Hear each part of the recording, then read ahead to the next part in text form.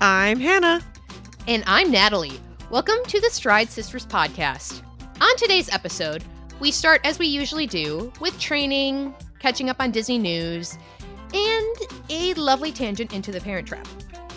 Then, for our main topic, it's time for some girl math, because we discuss some of the factors that go into whether or not it's worth it to get an annual pass for a runDisney race season.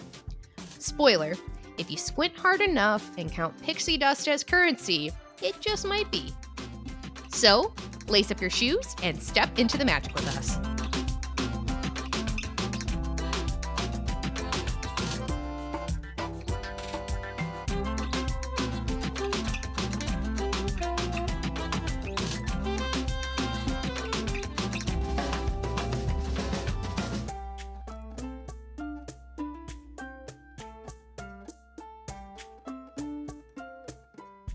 I just went to like the white room of like I thought I had something funny to say, and then it just poof. Gone.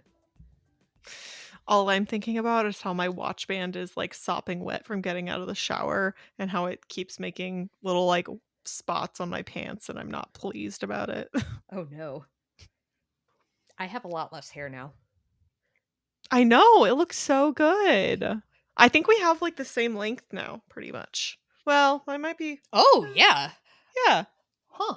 We can twin even more hard now. Oh, even better. Yeah, you might have like a little bit still on me, but also how quickly my hair has dried considering, wow, this is game changing. Yes, this was a more spontaneous haircut, everybody. I knew I needed to get a haircut because I was tired of it, at being the length it was. I was tired of my back being wet for as long as it would be. And mostly I was very tired of it getting caught up in my hydration vest during long runs. Oof. Like even when I would braid my hair in my like Mhm. I always call it like the volleyball player braid where you like have a pony, you braid it, and then like it's like a double. It's like actually no, it's Mhm. not even a volleyball player. It's how Fiona's hair is in Shrek, except higher up Mhm. on your head. I was having to like loop that around and bun it because it was still so long. It kept whacking me in the back. Mm. See, mine is at the length when I do said braid because I can't French braid my own hair. That it once it's in the braid, it just whacks me in the back of my neck Oh no. constantly. So, Whack, whack, whack, whack. yeah. So I was tired of it. And I went in, I'm like, I'm feeling like a change, everybody. And I was like, I'm okay with parting with like 4 to 5 inches of my hair. And then the guy says, he's like, why don't we take like 7 to 8? And I'm like, in the spirit of giving and like, not giving because that's still not enough to donate, but in the spirit of like change and if like I'm gonna do the haircut, like do the haircut. I was like, yeah, that sounds good. Also, I was a little horrified about how much hair I had because I hadn't gotten a haircut since February. And even then I cut off, I think 2.5, 3 inches and it came right back. So Mhm. I was like, you know what, if I'm going to do it, I need to go full send, go in for it. I've had a little bit of horrified. No, not horrified. Cause he did a really good job, really good cut. I think It's gorgeous. thank you. The last time I had hair this short was 2021, 2022. And then it was a lot shorter. So I had to like talk myself off the ledge. I'm like, you can get your hair into a pony still. You have plenty of hair. At that time, that cut, I barely could get it all into a pony. I actually had a little on the nape of my neck and I'm like, this is terrible. Um, but also just I don't know, like a little insecurity about like, wow, the last time I had my hair this short, I blank. And I think I'm Mhm. imputing some things that I don't need to impute. And I am going to really love it when my hair dries faster. My curls are already popping a lot more. I have no product in my hair. I mean, I have a little leave-in, but I didn't do really anything with my hair, and my curls are already like popping. So, You get rid of that weight yep, and they just spring into place. My Sunday scaries are surrounded by the fact that I just don't want to meal prep and I don't want to do laundry and I don't know. And it's, like, hot out and stuff. Well, I guess I don't know It how it is is down hot. by you, but I assume it's hot. If it's hot here, it's hot No, there. it is hot. It's hot. We're all under the heat dome or whatever. Supposedly coming up, we're gonna be at real feel in the 100 teens. Ew.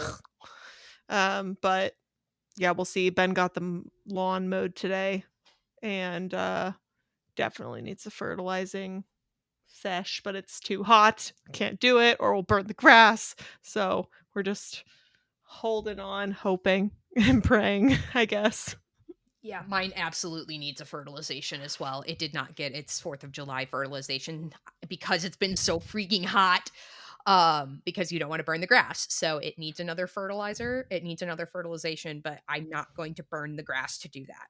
So, Hmm. I it's, like, starting to look a little parched. And I'm Yeah. watering, obviously I'm watering, but I know. It's been hot here, but we've actually gotten quite a bit of rain, so we haven't had to water our lawn, which has been nice. I don't know, maybe we should be watering the lawn and we just don't know what we're doing. That's also possible. But it's been looking, other than the fact that it's patchy, it's been looking good. And the parts that are growing very well. Maybe a little too well. So Yeah, see, we'll see. that's Mr. Natalie. Whenever I'm like, "Dang, I need to go, like, do my, like, every 6 weeks contribution to lawn care, which is fertilizing." He's like, "No, it's growing plenty fast on its own. It's growing great." It's like, "No, no, don't worry." When he's out there, in the heat, like, Hmm. mowing the lawn, and usually I'm, like, running during that time, but, like, we did not that we, like, purposefully time it this way, but we'll time like, I'm, like, getting back from my run, like, he's finishing the lawn, or sometimes he's just starting the lawn, depending on what kind of a run it was that week, but on the Saturday. Hmm. So I don't know. I don't actually have like a transition. I was gonna say, speaking of heat, running, blah blah blah. Except I ran inside all week, so like that doesn't actually work. Well, it is a good point. It is a Yeah, good point. I have this like. So we got the treadmill, right? Treadmill fans suck. They just do. I'd have never run on a treadmill that has a good built-in fan. I don't think it exists. True. Um, so what I've done is when I was living in Oregon sometime like spring last year, I bought myself a little like tabletop fan. You know the kind of fan that you had at like camp or in your first dorm because there was no AC. Yes. I got one of those fans. It's like very high volume air like flow considering how small it is. And so what I've done is I've propped it up on a box right in front of the treadmill so it's angled so it blows like right underneath the screen right onto like my whole body, like right directly up at me. So I've got this beautiful breeze on me the whole time I'm on the treadmill. Plus I have every media platform I could ever want to watch something on or listen on because it's got Spotify. And it's been a pretty enjoyable experience.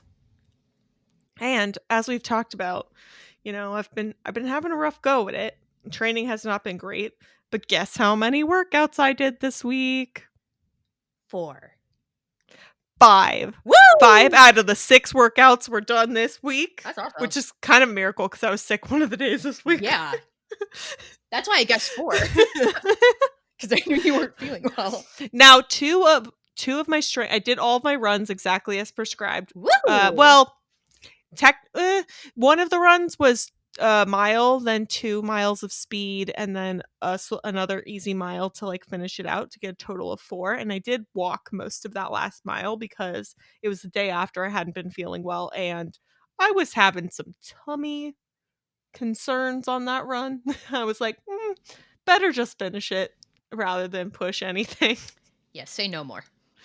And so I did that. And then also, I was in a bit of a rush on the days that I did my strength training. So I did like about half of both of them because As Rumpin' Mama always says, the first half is the most important half. Anyways, do what you have time for. Something is better than nothing. So that's what I did. I did half and called it good, and I feel great. I felt absolutely terrible for the first 2.5 days this week. I was so sore that I didn't really want to do some of my workouts, and then I got sick, so I kind of got a day off out of that. But now I feel great. Like, I ran 6 miles this weekend for my long run, and I feel good. I don't feel like I'm falling apart. I don't feel sick. I don't feel any kind of way other than, "Wow, I did 6 miles today." Awesome. Stoked. Scared for the half marathon that I have coming up in a few weeks that I'm underprepared for, but stoked. You'll be fine. I did a total of 13 miles this week. Nice. So, like, theoretically, I can do a half marathon. That's not how the math works, but I feel like I'm gonna make it happen. It's a night race. There's a quite generous time limit on the race, and if I don't finish, oh well. It was fun. Well, also, I think that, and I think this is probably good for listeners to hear too, is Mhm. if you are struggling with the suck right now, as most of us are, if you have like a race coming up, and especially as we're going, we're getting inching closer and closer to Disneyland Halloween half, where last year it was hot as bejesus, I hear. I think that just, if you're going into it a little less trained than you think you would be, just kind of dial back some of your expectations. You know, Mhm. it's okay it's better if you go in, healthy, but maybe a little bit undertrained versus like fully trained but injured, hurting, etc., like trying to push and do a PR of sorts. No, no, no. I think that just, take it back, treat it like a just a suit, say you got to 9 and that was all you could do for your longest run. Um, Treat it like a long run. Mhm. Treat it, take it at a long run pace. Just say it's a way more fun long run than it might be running around your neighborhood, and just kind of dial back those expectations in a way, to just not don't push yourself too hard. Mhm. Well, I didn't think I was get sage and sappy all in this early in the episode, but here we are. How's your training going this week? It went pretty well, actually. I was going to dunk on myself for a second, then I realized that like it all went well, so except for my long run, but that's fine because it was hot as bejesus. But Mhm. um no, I had a really good training week. I'm still really working on taking it slower, taking things easier. Like unless I have like, the purpose of doing it. I had like a weird back tweak, which I also forgot about until right now. Because I was like, why didn't I do any my Wednesday strength training? Because I went to get up out of bed and my back, like neck, just kind of like, when you like press too many buttons on the microwave at once. That's kind of like how it felt. Um, What? I don't know, like just What happens when you press too many buttons on the microwave? like how it makes like a lot of different button noises, like because you touched a lot of different buttons and like it just kind of like fritzes a little. I don't know. Okay. Um, but that's just basically the best way I have to describe like you touched too many buttons at once, and my back was just like, oh no, no, thank you. Um, but and then because I was trying to decide because I had woken up early enough to do both, like if I wanted to do it like a double of like running and strength. And then in me trying to decide what I was going to do, I did neither and I went back to bed that morning. But the running all went really well this week. Had actually went into my speed workout, did the second week of speed in a row. Um, and thought that Run Fit Mama was crazy for what lovingly for what she had prescribed for me for my paces for my workout. Was like, it's pretty steamy and pretty humid out there. It's a lot warmer. Like, we're gonna see what happens. And I actually did hit it for 3 of the 4. And for the third of, like, it was speed miles, um at a specific pace. The For one of them, I was 30 seconds under what she had told me I needed to be at. Oh, S- so you overdid it. I overdid it.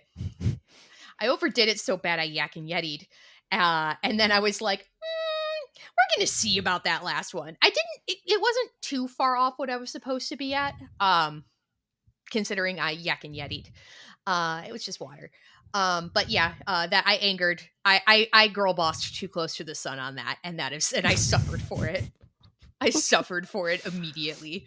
Um, but yeah, I was like keeping it consistent, but I had like, cause I'll do the math in my head, of like where, like, okay, if you start at this point, this is the pace you're supposed to go. You should end by this point. I miscalculated, which is how I got, cause I was like, oh, I'm gonna be like at this point, and like, no, I was way under.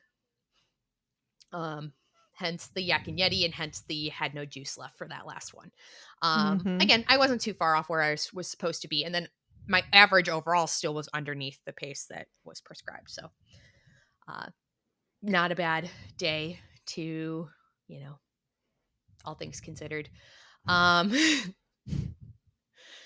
I have been taking to wearing my super shoes because I have the Mickey Mouse shoes, my yellow uh, carbon plated shoes.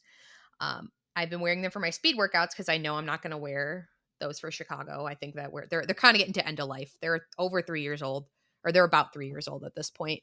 Um, Oh, they're for sure end of life then. uh-huh. So I'm like, well, I might as well rip it in my speed workouts. I was like, maybe I'd wear them for a half again, but not gonna wear it for another marathon Mhm. because I've been starting my journey to getting my next pair of super shoes. And kind of had a bust this weekend going to the running store. Um, where just like kind of availability of like what I actually like, because I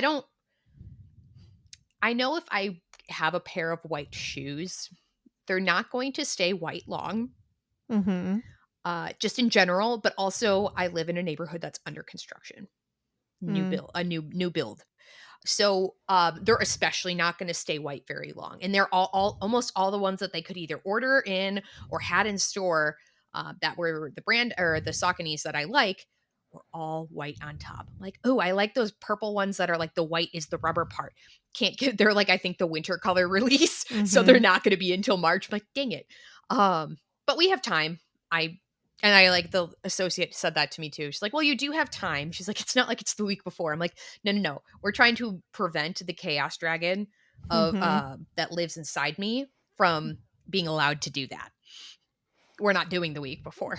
Um, I Marathons I'm a lot squirrelier about, so there's no way that that would happen. But we're waiting. We're not going to wait until it's like even September. Like, that will be a little late because I want to make sure I can take them on at least one long run and a speed workout to make sure they work for my foot. And there's still some time to adjust. But the hunt continues. I'm just a girl, okay? Like, if I'm gonna spend that much on a pair of shoes, I want to like them. Like, they're gonna be my Chicago Marathon shoes. They're like my shoes, okay? Like, I want to like them.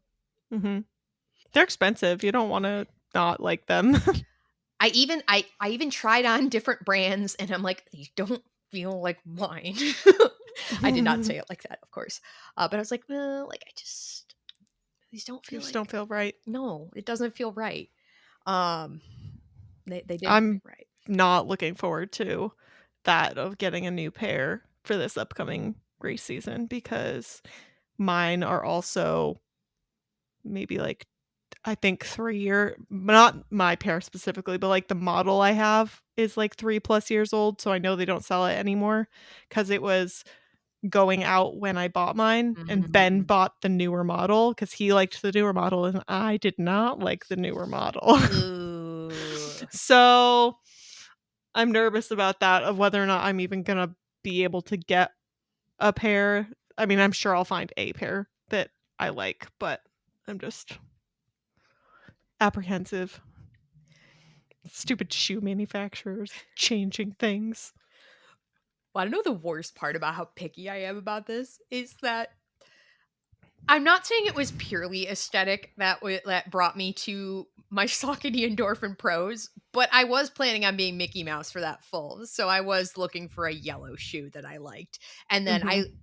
that is what drove me to try them on, really liked the fit and whatever, but it is kind of funny that I'm sitting here like, I'm picky about what I oh, why did I go into a Mickey You Mouse voice? sounded like Mickey. I'm picky about what I want on my shoe, but like I went into it with the aesthetic in mind. And then liked the shoe quite a bit. I've had a lot of success in the Saucony Endorphin Pros, so I'll find a cuter pair, I'm sure. Um, Mhm. and I do prefer, I don't know, I'll see if I can do something where because I prefer to support local businesses and Mhm. like it's a local franchise of Fleet Feet. Like I would prefer to support that. So like, but we have some time before I actually need to have the shoes in hand. But the Mhm. time is dwindling. Um, I got my corral placement for Chicago. I'm happy with it. Um, it is fascinating the way that they do things. Like the last corral is like a really wide time range. Yes. um like intriguingly wide time range. Uh but it's definitely interesting. It seems like some of the scuttlebutt online is that everyone seems like they're back further than they have been in the past. I have nothing to compare to. So I'm like, "Wee!"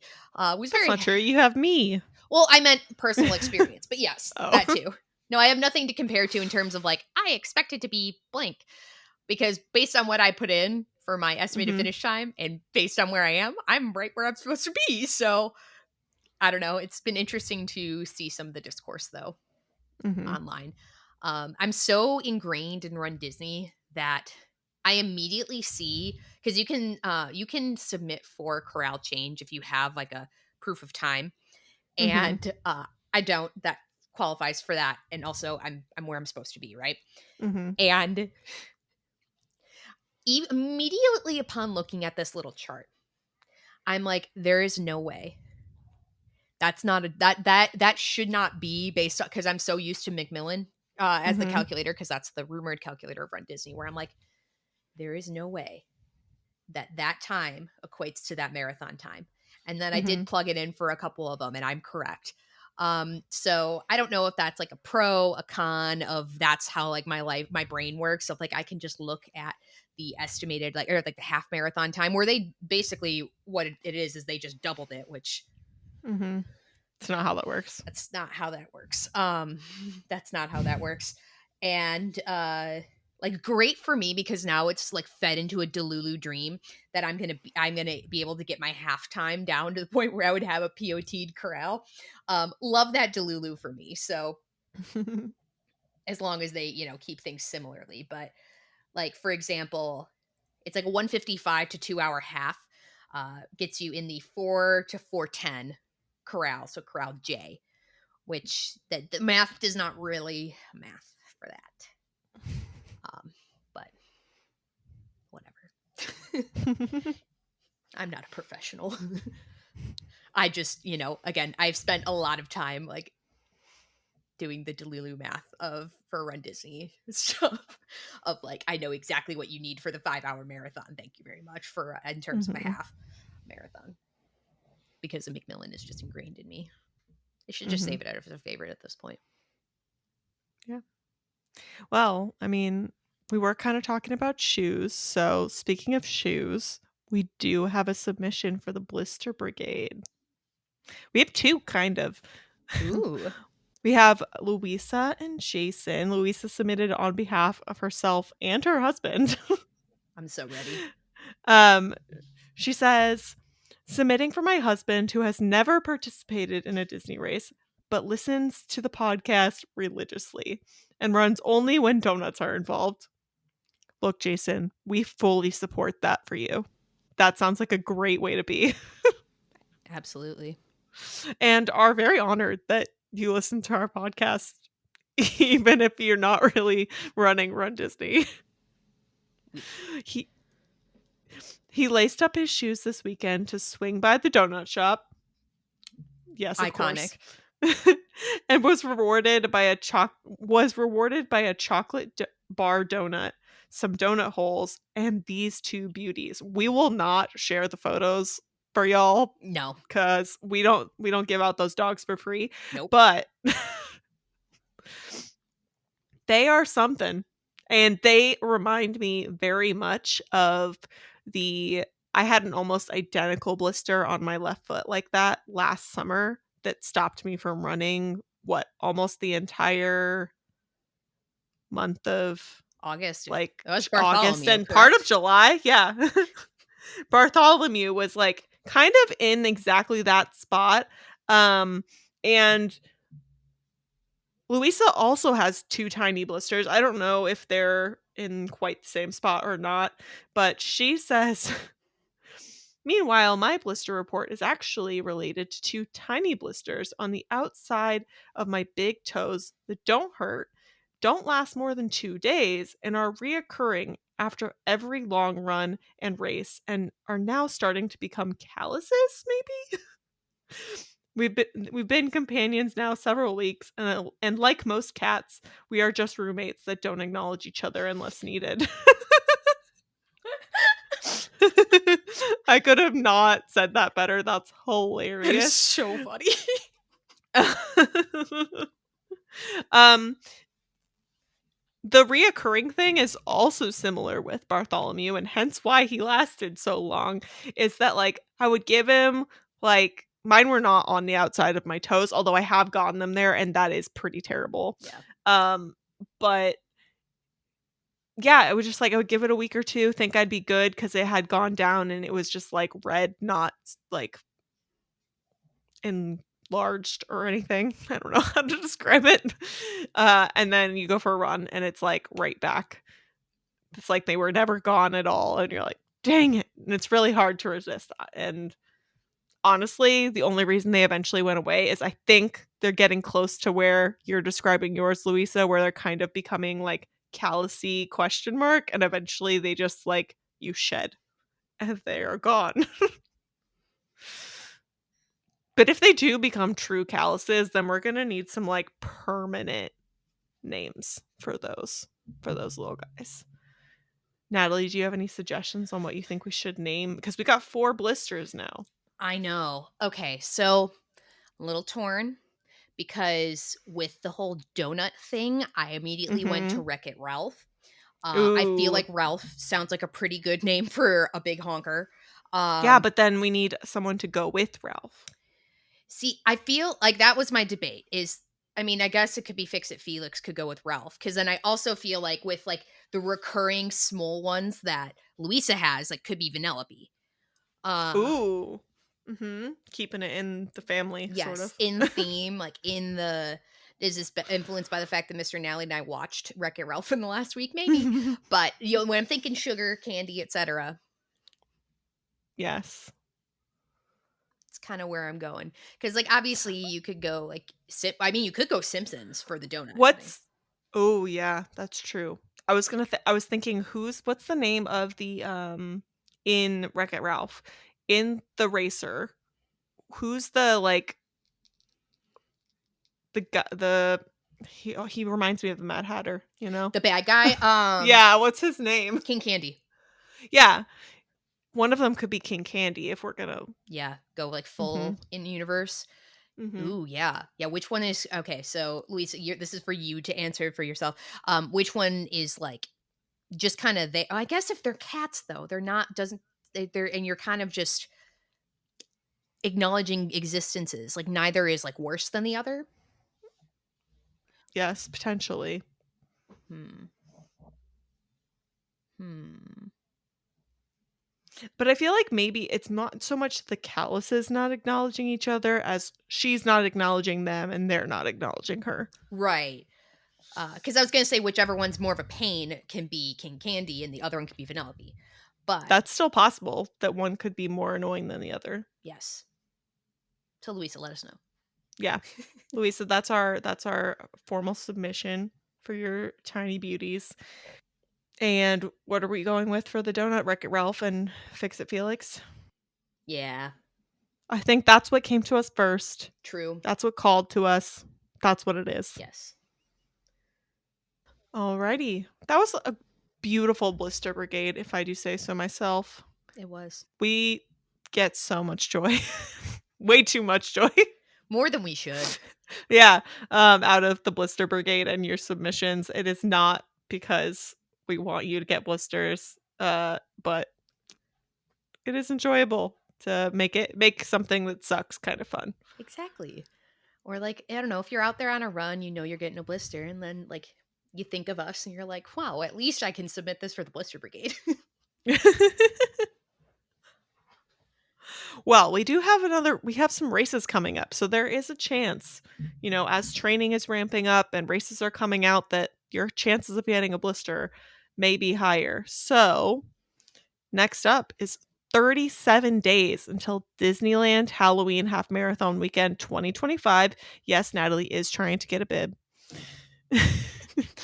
If you see me patrolling the Facebook groups right now, no, you didn't, but like, yes, you did. Oops.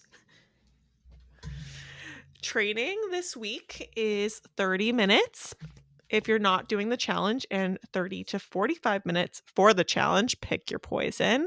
For the 5K, you have a 30-minute long run this weekend. 10K, also a 30-minute long run. If you are doing the beginner half plan, you have 3 miles. And if you are the half experienced plan, that will be 4 miles. Challenge is also 4 miles. Good luck, everyone. We have 86 days until Wine and Dine Half Marathon Weekend 2025. It's coming up. Getting hyped. Less than 3 months. We have 30 minutes again on Tuesdays and Thursdays if you're not doing the challenge, and 30 to 45 if you are. Pick your poison. We have for the 10K 3 miles on your long run. For the beginner, half, experienced, and challenge, you will all be running 6.5 miles for your long run this coming weekend. Marathon weekend is 162 days left for your training. If you are running the Goofy Challenge or marathon, it is 30 to 45 minutes. Pick your poison. Dopey, 45 minutes, Tuesdays and Thursdays. Marathon beginner plan and experienced plan and Goofy and Dopey all have the same long run, and that is 3 miles. Enjoy your cutback week. And we've got 184 days until Disneyland Half Marathon Weekend 2026. Your proof of time deadline is this week, August 1st. That's Friday. Don't forget, you've got this. We believe in you.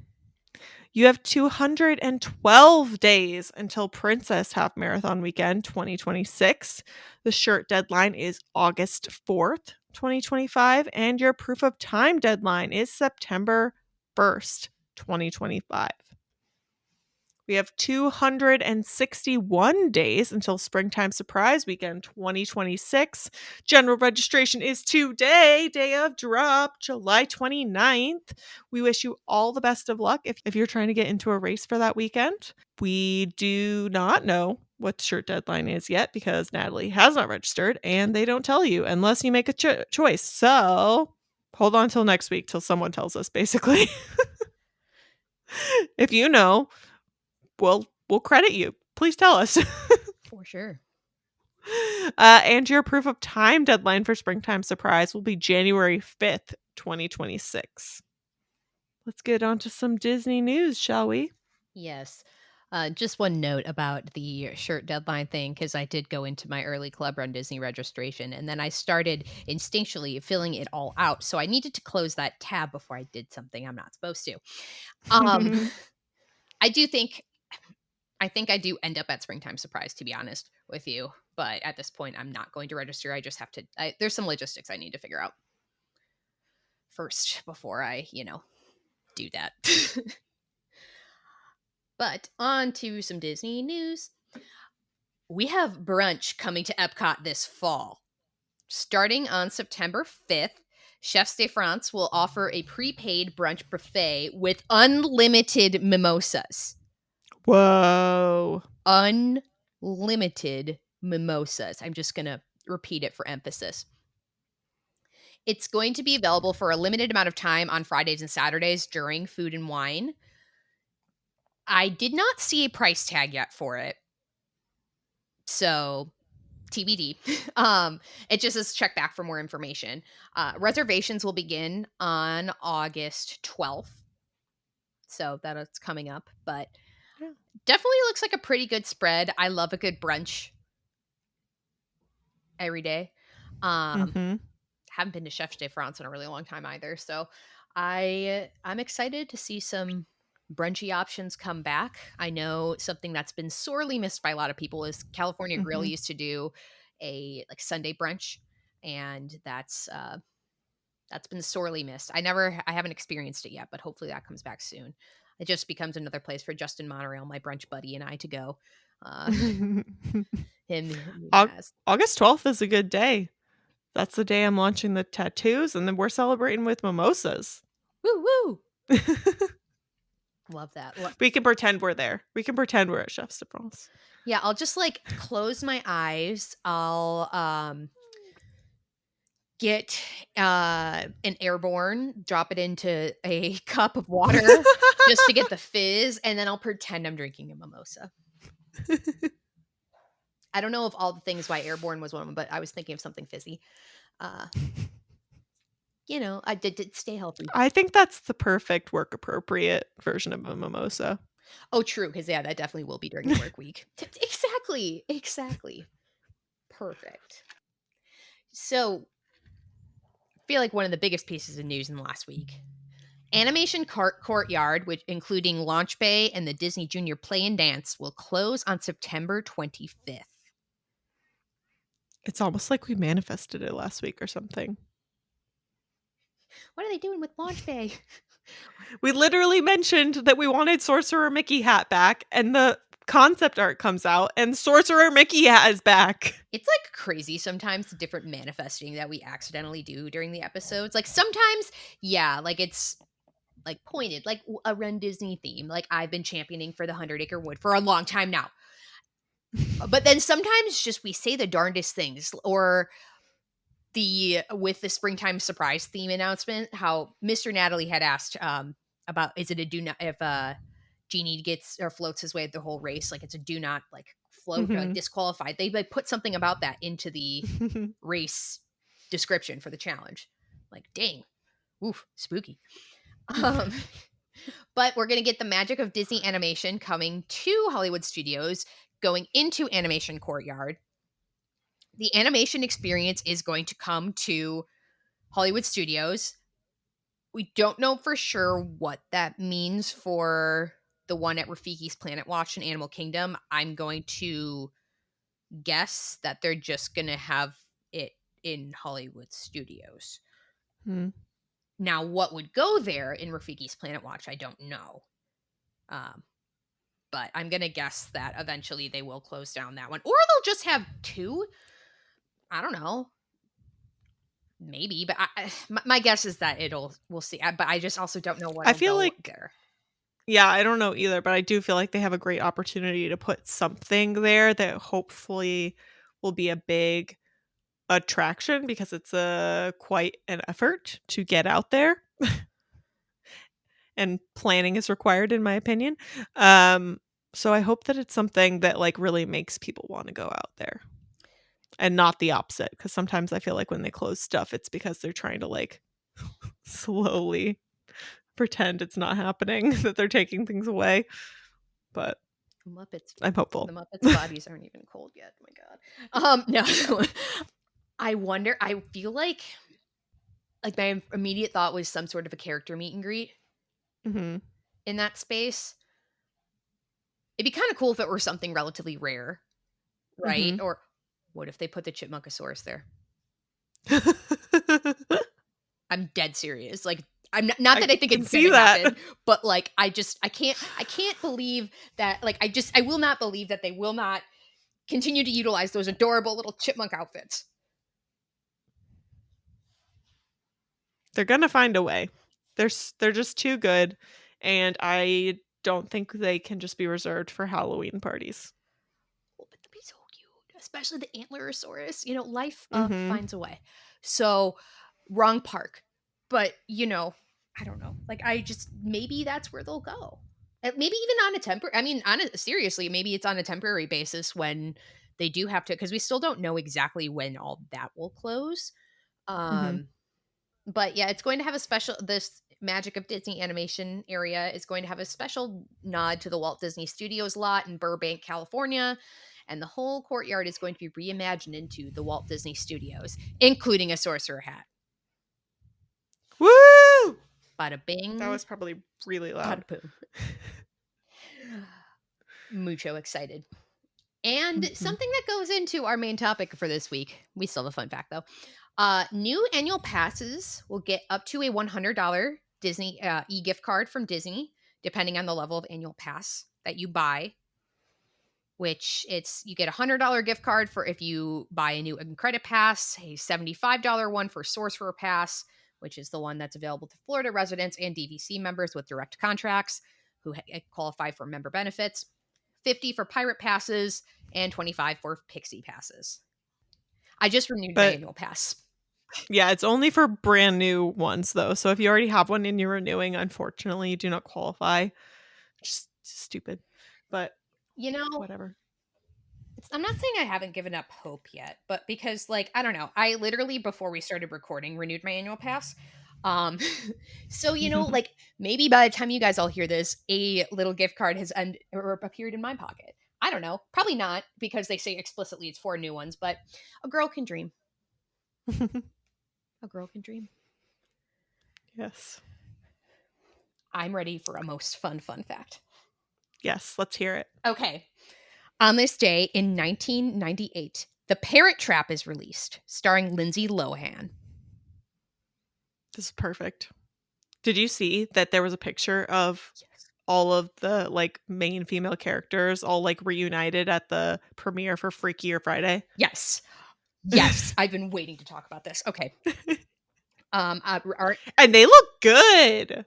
Yes, they all look good. I am living for Lindsay Lohan's like reclaiming of her life and like glow back up. I know that there's a lot Mm. of she's gone through a lot over, having been a young starlet and whatnot, but Mhm. the people who play Chessie and Meredith Blake are best friends in real life. They've like been best friends since they filmed The Parent Trap. So it's every time I see them together, like Lisa Walters and Elaine Hendricks, it just makes me so happy. So happy. I love it. I live for it. I love The Parent Trap so much. Um yes. But they all look so good. Yeah. I'm probably gonna have to talk Ben into watching The Parent Trap now. It's an easy I'm sure he's watch. seen it, but like I just want to watch it again. No. I will watch it again and again. I have watched it in the last month. I got like, well, Mr. Natalie was around doing some like household things around, so or like house stuff. So he like caught a little bit of it here and there, but I love The Parent Trap. It's so good. If you've never seen The Parent Trap, I'm going to give you permission. Turn off this podcast and go watch it. It's iconic. But Lindsay Lohan plays both twins. They're twins that the mom got one twin, the dad got the other twin when they split up, and Wild. yes, they meet at summer camp and decide to switch places, find out more about their parents, and eventually try to work to get their parents back together. And it is such a good movie. It is so good. It stands the test of time, except that like Nick Parker, the dad, is like kind of the worst. But That's my favorite. Coming back as like an adult, still love it. We'll watch it so many times. But I love the like kind of snark like we've grown up looking back. We're like, that's problematic. yeah, like they like split the kids. Love that commentary. They split the kids like Beanie Babies. Like what in your logical like, and there was apparently like no plan whatsoever, even like over a decade had passed since they had split up, of like no plan of like reintroducing like or like allowing the kids to have, well, it's not like they were forbidding a relationship with the other parent, but at the same time they weren't. Kind of, since they're not acknowledging their existence. Yes, just that here's a picture that you happen to have, like half of a picture. But like what was the plan? Like what was the plan? There was no plan. There was no plan, and on top of that, like, if you're gonna go to this extent of, like, these people don't exist, they are not in our lives, you don't think you would, like, kinda check, like, what Like, you "What are you sent them doing?" to the same summer camp when you live in different countries? Maybe not, maybe they thought it was so implausible that that could ever possibly happen, but I guess, like, I don't know, if, like, my former partner moved to England, I probably sending them to I think it's pretty presumed that they're on the East Coast for camp, uh, that I probably wouldn't think about that either, TBH, if I'm being honest with you, um, but yeah, like, I feel like this is a movie that, like, probably can't be remade in the modern era because of the no. implausibility of, like, social media, phones, like, stuff like that. I feel like it would be interesting to see how, like, the tie would be, or, like, I don't know, like, ancestry DNA, like, we, like, Yeah, they would have accidentally found themselves on 23andMe or something. no, they probably would have been in the isolation cabin doing a 23andMe together. Um, yeah, what a good movie. Yeah, Mhm, they would have been like, mhm. "Whoa," like absolutely, like, crazy, and, like, the fact that, oh, actually, fun fact that I learned, somewhat recently is that one of from because this Parent Trap is a remake of the original from the '60s, and Mhm, one of the characters from the original is Meredith Blake's mom in the 1998 version. So when she and her mhm, character is named Vicky, so she like when she goes to um Annie pretending to be Hallie, she's like, "You may call me Aunt Vicky," because that mhm. was her character from the original. Um, cool little tidbit I learned recently.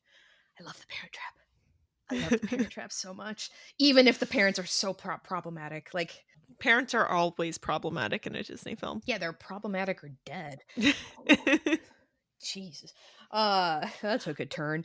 But also the idea that Nick Parker, like, I thought this whole time, like, until recently, that I just need to dunk on him one more time.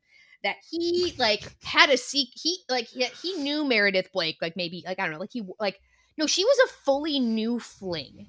Like, fully Mhm, new fling while Hallie was at summer camp.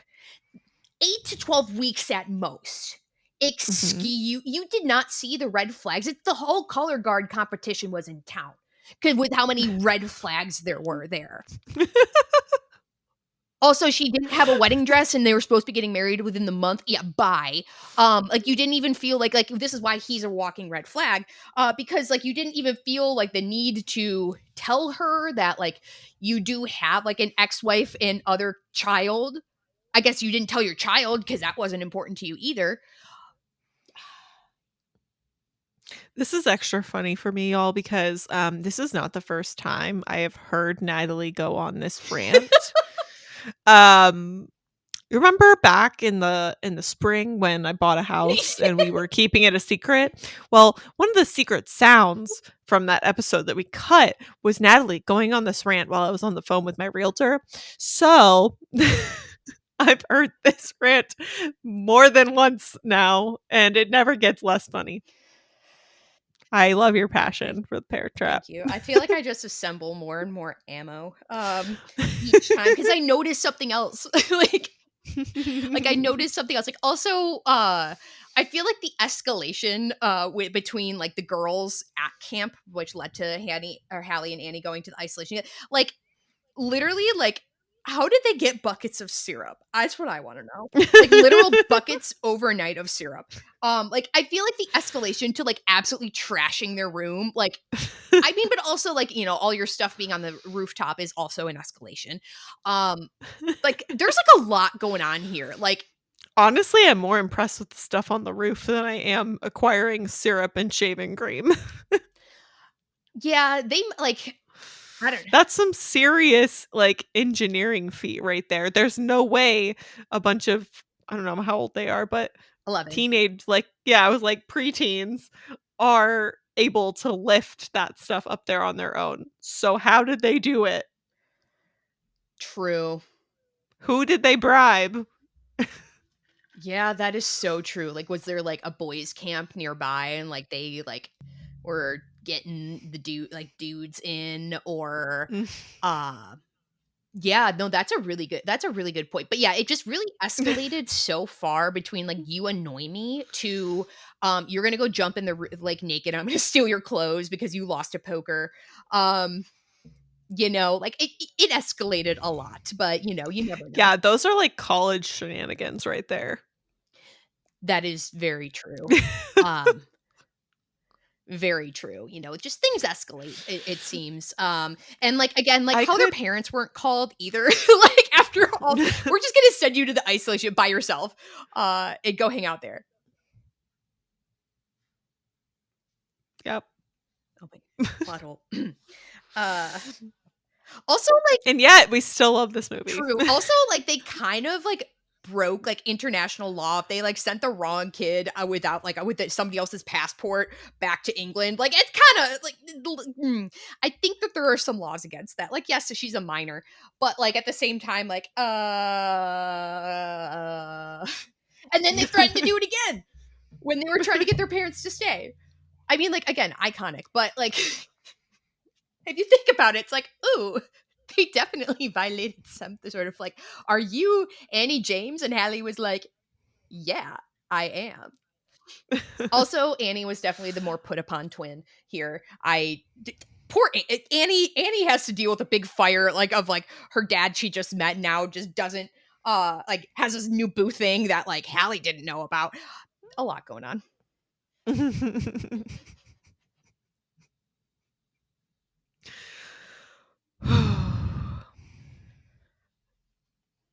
We hope you enjoyed this episode of the Parent Trap Show.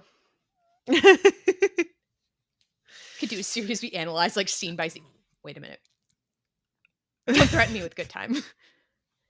Maybe if we do Patreon someday, we'll do like that'll be a members only thing. Oh my god, my entire like the entirety of the Nick Parker is a Jagoff rant. Oh my god. Uh that's getting paywalled.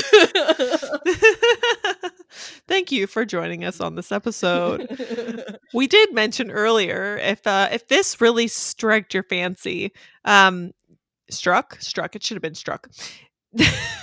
Then maybe you are also interested in an annual pass. That was a terrible transition. But you know, if you're this passionate about the Parent Trap, it's likely. It's highly likely.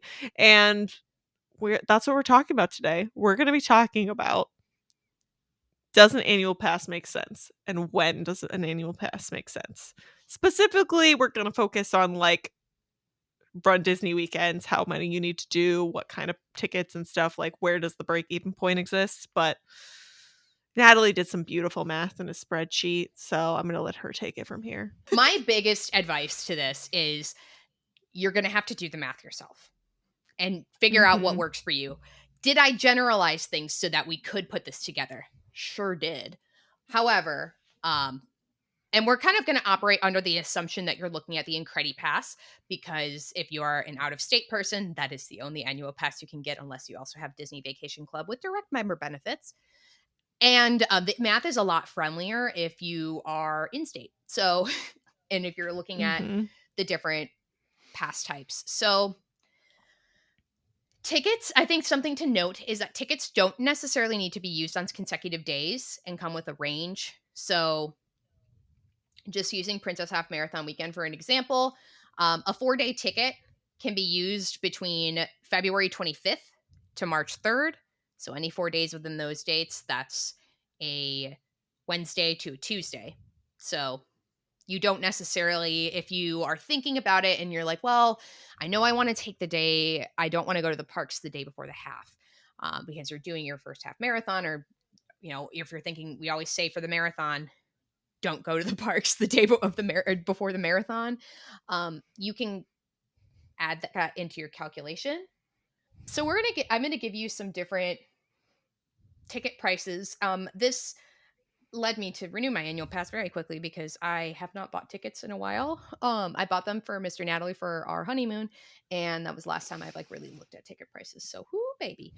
Uh, but if we're looking at wine and dine, half marathon weekend. And this is just going to lay the groundwork for you to kind of do your analysis. But also, this is me looking at things. I guess another disclaimer is directly through the mouse.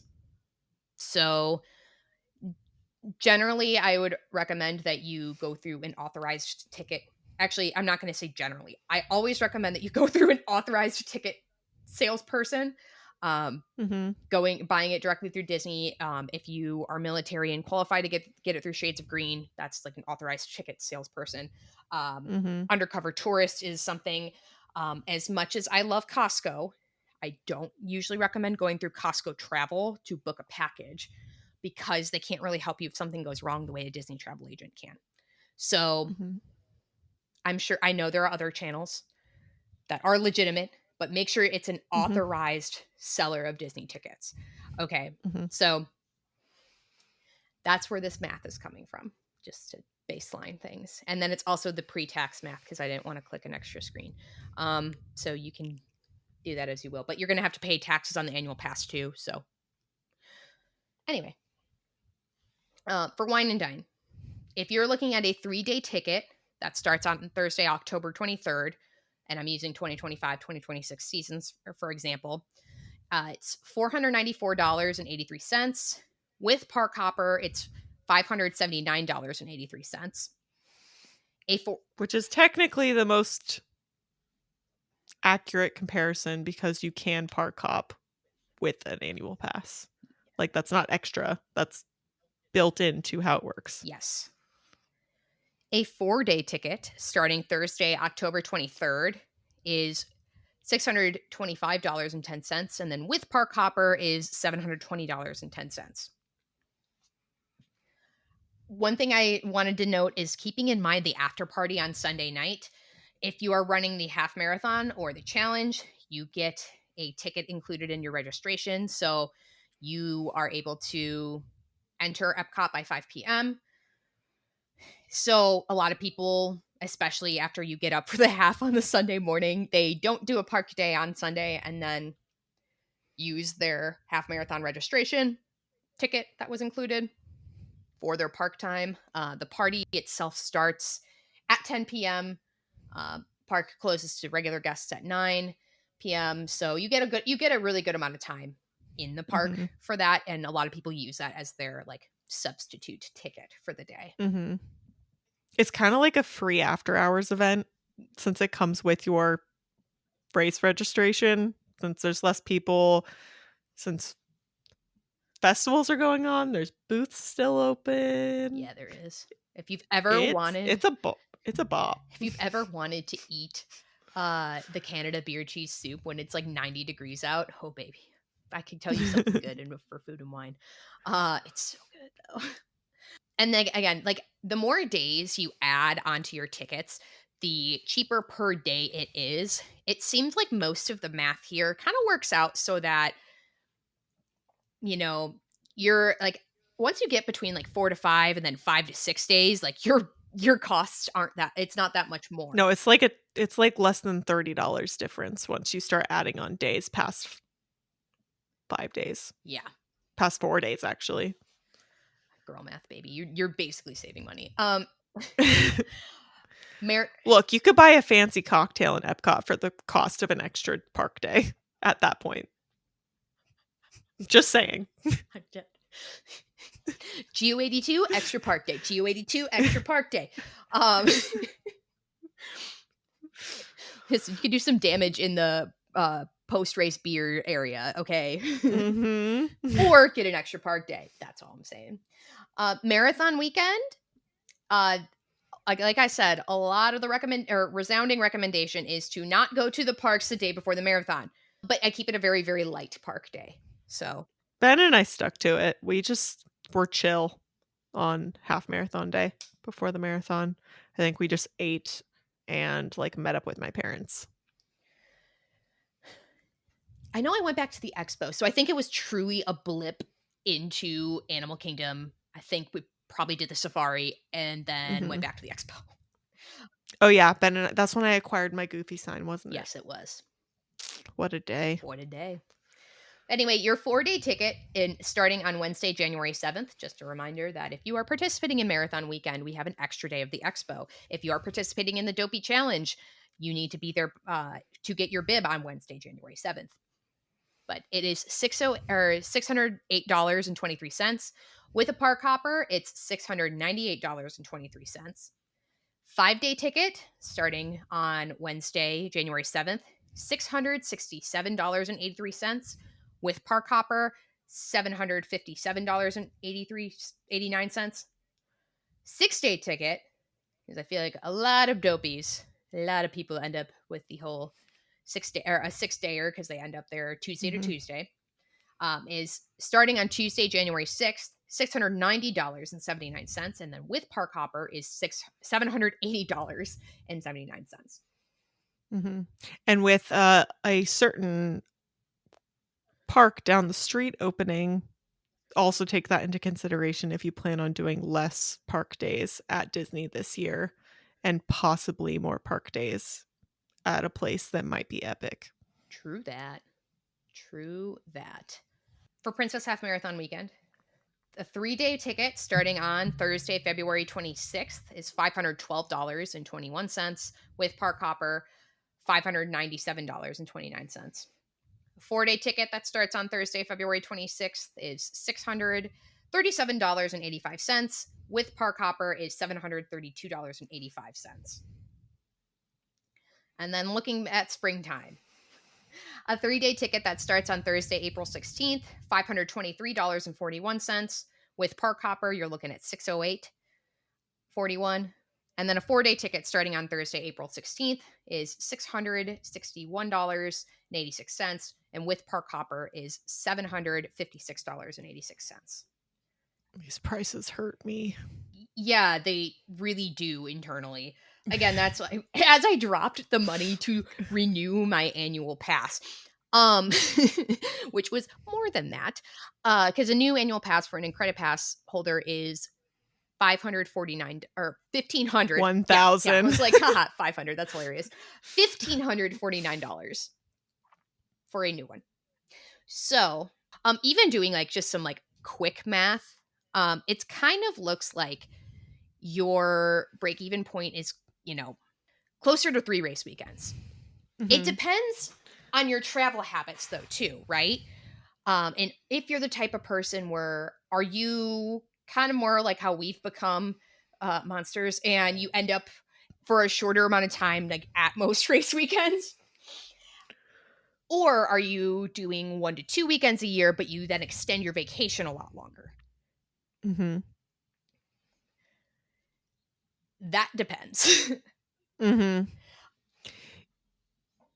Roughly, you kinda like, if you're doing a bunch of race weekends and shorter, then your, like, cost per day is higher, so you're looking closer to that, like, 9 to, like, 11 day park day total window is kind of roughly the break-even point, depending on right, like we talked about, number of days versus how many of them are in the same trip and or not. But then you also have to consider this is why you have to do the math yourself, because you have to consider, are you getting a discount on your hotel because you have an annual pass? Are you getting a discount on food while you're there? Are you getting a discount on all kinds of things that you would have been you maybe have to buy those things anyways, right? I mean, you don't have to stay at a Disney hotel, right? You could stay at a Good Neighbor, you could stay anywhere you like. But if you are the kind of person who stays on property, who eats all their food on property, who lives fully in the Disney bubble for the entirety of your stay, you're going to make those purchases anyway. It might also be helpful to calculate in how much money you might be saving on those purchases, and that's when you get to, like, that lower range on the days rather than, like, the upper end. Yeah, parking is something too, right? Yes, If you're mhm, because if you are staying at a Disney resort, it would be included, but if you're not, mhm, and you're staying at an Airbnb off property, or if you're staying honestly at that park up the road, um, mhm, and driving in for the races. So for the races, if you're there by a certain time, you aren't paying for parking.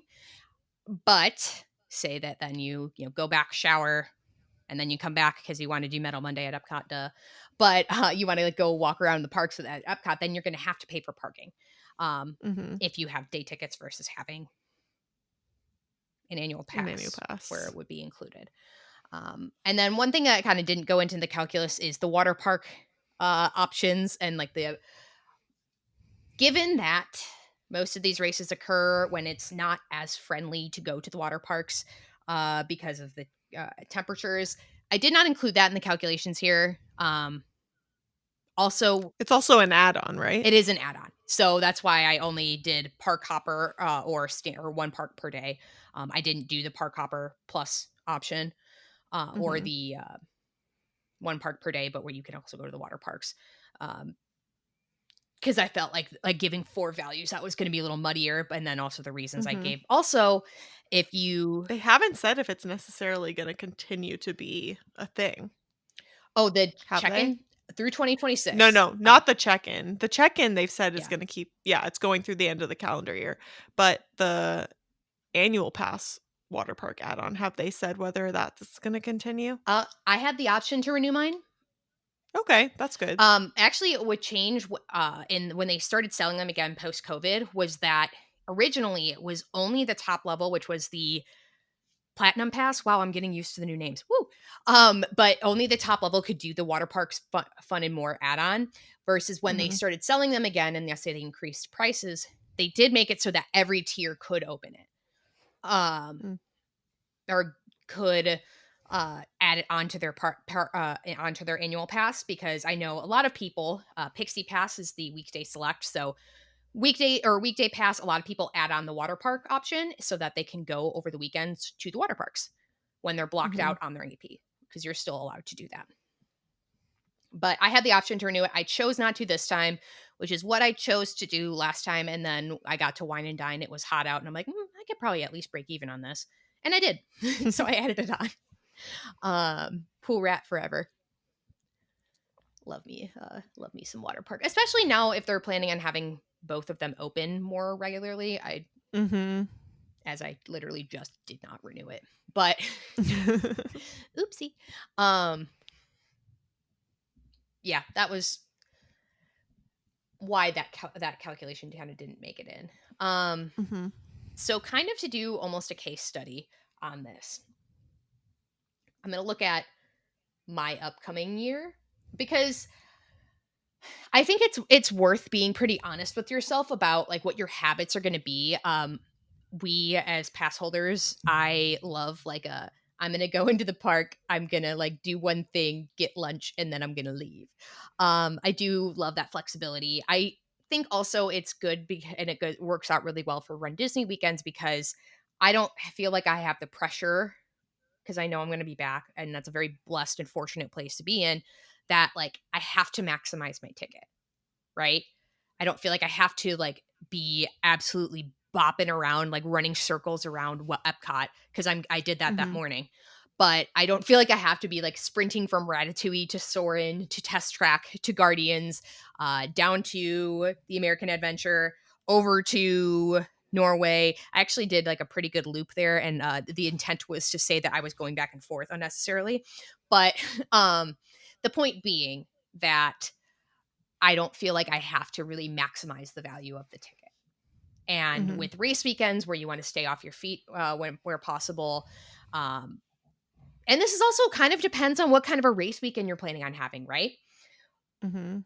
You and I end up usually challenge girlies for longest race distance of the weekend girlies. So Mhm, that calculation's a little bit different for you and I versus if you are coming down solely to do the 10K.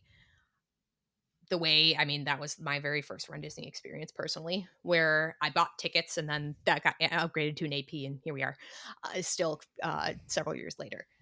I think the calculation looks a little bit different. Of mhm. I did the idea of not going to the parks the day before the race. My dinner was scheduled at 6:30 p.m. I had no idea what was going on, but it's very situational, and I think it bears being honest with yourself about like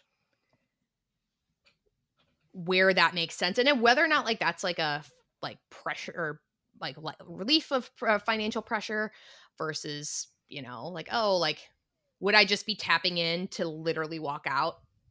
And that's like where I do that math. It that Not gonna lie, it does feel pretty cool. oh yeah, it like tapping in just to go to dinner and then leaving is pretty sweet. I'm not gonna lie to you. Uh or, you know, like just getting that just so you can, you know, you get your dinner, you get your Stitch popcorn bucket, you meet the Mammoth Club. Like, actually, no, that was a pretty lit usage of your first like AP day like that. I'm not gonna lie to you. That's actually the ideal way to spend your first day. Which you were still on your tickets at that point, but like we knew it was becoming an AP, you know. Yeah. Um, Which if the like, not I'm not encouraging anyone to spend, like, money that you are not prepared to spend, that you haven't, like, budget, make wise financial decisions, even if we joke about not making them every week. Um, but that is a good way if you want to do an annual pass, but, like, you're not ready to slap down all 1,500-ish dollars.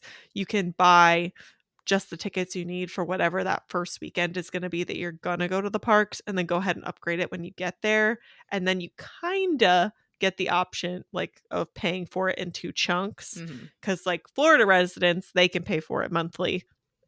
They don't have to pay for it all at once if they want to. We don't get that luxury living out of state. So, that is one kind of hack, I guess, theoretically. For sure. And you can buy them from said other authorized retailers if they have a sale going on, and then you kinda get a discount. Yes. So I was about to bring that up. Is that if you do buy a very often, and we are absolutely not sponsored by Undercover Tourist, but um, that's been something like since I remember like I was a kid. My parents have bought tickets through, so I trust Undercover Tourist.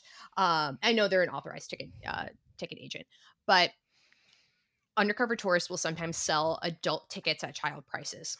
And it's Mhm, nice. You could save like $50 off your ticket. I mean, it adds up. And it, Disney treats it as if you paid the full price for the ticket when you are applying it to your annual mhm. pass. Um, on the West Coast, which we have not talked about at all, and I have not done any math for Magic Keys, and the East Coast. um, so my caution is obviously authorized ticket dealer. Authorized Mhm. ticket dealer. Please do an authorized ticket dealer. Thank you. But yeah, I think it's definitely it is very worth doing the math. Of course, this almost should be a tagline. I have a spreadsheet. I haven't really plugged the numbers into my Walt Disney World spreadsheet in a long time, but I remember for Disneyland when I was going back and forth about it was still an annual pass at the time. The annual passport. I like kind of not struggle with the decision because that makes it sound so dramatic, but I was trying to make a smart decision on that. And then I did end up getting an annual pass, and then COVID happened. And then I actually like made money off of that. That's a whole other story though. But I remember I went down to like everything, like, you know, the 20% discount on merchandise. And I was realistic with the purchases that I had made without the Mhm. 20% discount. Um, and there it actually might have been 10. I don't know. Um, but I was realistic about the purchases I had made, and like I kind of like whether or not that calculation went into what the, you know, because it was like what's the price per day um that my annual pass costs, because then again it goes into the COVID math of then like when they refunded annual passes because they were changing the program. But it's worth sitting and doing the math for you. Right now I am currently registered for Marathon Weekend and Princess Half Marathon Weekend. Do I think I'm going to end up at Wine and Dine? Yes.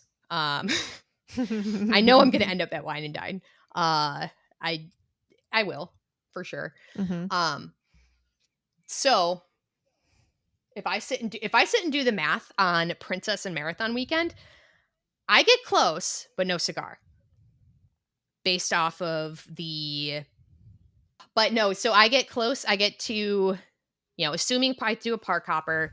I'm there for 4 days for Princess, and then I'm Mhm. there the 6 days for marathon weekend, but for marathon weekend I don't hop. I get to $1,270, which if I were looking at a new annual pass, that doesn't quite cut it. My renewal, it also kind of doesn't cut it either. But I know I'm going to end up there for wine and dine. And also with my travel habits, because then I don't, She's also been to Disney multiple times for girls' weekends in the past year.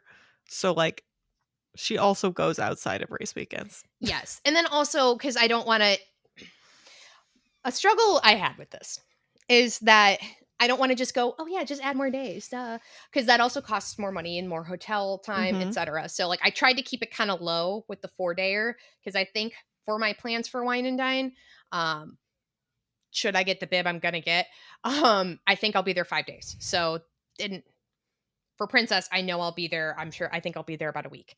So again, this is why it's really important to do the math for you and how Mhm. your life would work, and what makes sense for you. Hannah, for example, Mhm. Has a bib. you do have a bib.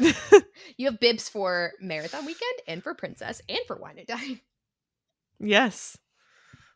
Uh, nothing confirmed for springtime.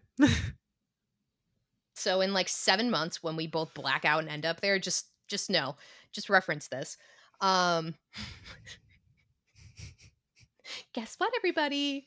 Uh, we got bibs. um, versus I think because I guess I don't actually know. Are you renewing your annual pass? Yeah. Okay, I thought that was Because I have 3 race weekends, the math does math for 3. Please tell the people what it is for 3 weekends. okay. So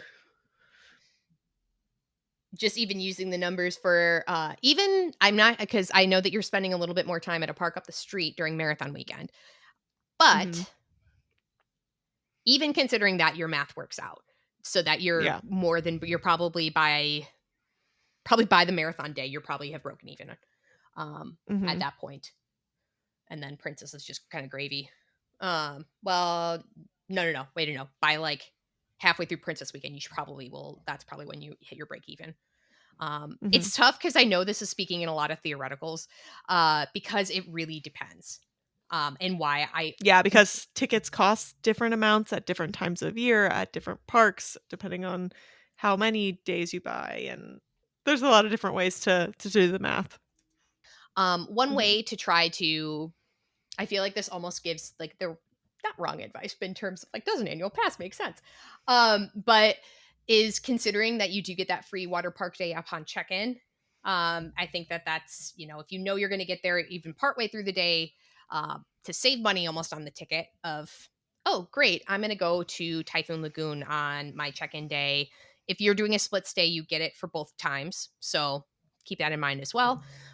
So both check-ins because they're separate check-ins, but that kind of if you're looking to figure out like again like how many tickets realistically would you need, because if you might be because everybody's race situation is different, right? Again, for Mhm. us, we probably are not going to be at marathon weekend without doing the marathon, so that makes it a different calculation than if you are there doing the half alone or doing the intelligent challenge, which is you stop before the marathon. uh versus, like you tend to do the half standalone for wine and dine. Um, Mhm. but your specific race situation also makes a difference. And then also, since we looked at more shorter days for the most part, are you the type of person who prefers to do 1 to 2 or maybe 1 to 2 races during the weekend and then, but you want to have a more extended vacation after? Because that changes your Mhm. calculation a little bit. Um, of how much your tickets will cost. And then you are probably closer to that 2 day thing versus a longer weekend, like a longer weekends like we do. So I encourage you to do the math. I can help you with a spreadsheet if you would like somebody to help you with the math based on your personal. I offer up my spreadsheet services. Um, We want you to make wise choices, well, yeah, even if we would love to see you at every race weekend. yes, for sure. Because that means more Epcot parking lot beers after, duh. But no, I think that it's about making good choices. Obviously, Disney is expensive. Um, Mhm. Anybody, if you, we all know that Disney is quite expensive, um, but there are definitely good ways to kind of keep some budget stuff in mind. You don't have to go to the park. Some people come down for race weekends and don't go to the parks at all, or they go maybe 1 or 2 days. So, um, obviously, and maybe this isn't quite obvious, like a lot of people want to have that like the full experience where like, we always talk about Metal Monday and we talk about, like yes, that's like great to say, and especially like as pass holders, like if I don't make it into the park until like 3/4 of the way through the day, it doesn't really bother me on Marathon Mhm. Sunday. Versus, that might feel a little bit more like a wasted ticket. So obviously, like there's mindset switches when you are an annual pass holder. You have been for a while. Um, and it's like, yeah, of course I'd love to shut down Magic Kingdom that night. It's like, okay, well, if I'm paying for tickets, I think I'm gonna wait till tomorrow. Or Mhm. plan something special that's outside the parks for that evening to celebrate the marathon or something or other. Do we have anything else on the topic? I don't think so. The only way I could figure out how to make the math for 2 race weekends is if you're coming for marathon weekend and staying for at least 6 days, Hmm. and then also doing either any of the other weekends, but at least 4 days. So you gotta get and then you get to, like, just over 1,500, which doesn't quite get you there, but assuming you're gonna buy literally anything while you're Hmm. there, the discount will make up the difference. That does remind me of something else. Something, if you're gonna go down the annual pass route, do the add-on for Oh, yeah. PhotoPass. It is Way worth it. it's super duper worth it. You have a certain amount of bibs that you can do. So say that your family is traveling together, or and only one person needs to. We have a kitty. Oh, she's, oh my god, she's pushing the bike. Okay, sorry, distracted. All right, if you're traveling with your family, only one of you needs to have PhotoPass. You're allowed a certain amount of bibs. So it used to be 5 per race. We're kind of not sure since things have changed a little bit. Uh how many, if it's 5 per weekend, or I don't know. But say, just for simplistic, say you and your partner are doing the same couple of races. Or just say Hannah and I are staying together and we're doing the same races. Great. We both have PhotoPass, but should one of us not be or not have it, that's going to be less expensive than buying Memory Maker for every single weekend. That's about $185, and it's for your vacation, versus the add-on for your annual pass is $99 and is good for the whole year. Definitely super worth it. Um, Split it with your friends. If you all kind of, if a couple of you go in on it. This obviously being very, very Walt Disney World specific, because out at Disneyland for the races, your photos are included for the races. That's a very, very worthwhile add-on to have. That will help you save money on your, on your racecation. I mean, Yes. We love a racecation, yes, we do. and Sushi agrees. She's I can purring. hear her. Oh my god. She's She's out. She's so cute. She's like, I need my voice heard. Thank you. like, "I'm a podcast star." Well, I think that's about all for today. Do you have anything else you wanna cover, Natalie? Reviews. Oh, yeah. So it's been a while, but we have some. So from JLG, best podcast. Such a great podcast. Hannah and Natalie are a dynamic duo. The two of them are perfection. They are real honest and give their perspectives on their journeys. I love this podcast so much, and it gets better every week. Hannah and Natalie are perfection. No notes needed. While I am not a perfect person, that was very nice to read. We appreciate it. And then we have one from Seymour W. My wife is a big runner, and she loves this podcast. I try to support her by accompanying her on runs or walks when I can. She listens to this, and I find it to be the most enjoyable of the Run podcasts. He said, great show. Thank you, Seymour.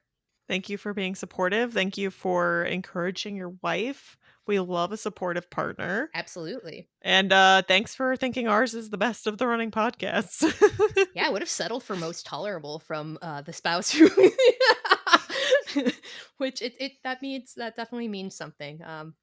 Love to see supportive people in your lives. Mhm. Well, I think that's an episode. If you enjoyed listening to our show, please leave us a review and a 5-star rating. We love reading your reviews out loud, and you might even be featured on a future podcast episode. We have a community spotlight on our Instagram at Stride Sisters Podcast. If you want to be featured for a Medal Monday, Finish Line Friday, or any accomplishment you want to celebrate, send us a picture via our social media platforms or our email. And to continue the fun, join us on our Facebook page. All the ways to connect with us can be found in the show notes. Thanks for listening. Until our next adventure, we're wishing you endless miles of magic and memories. See you next time.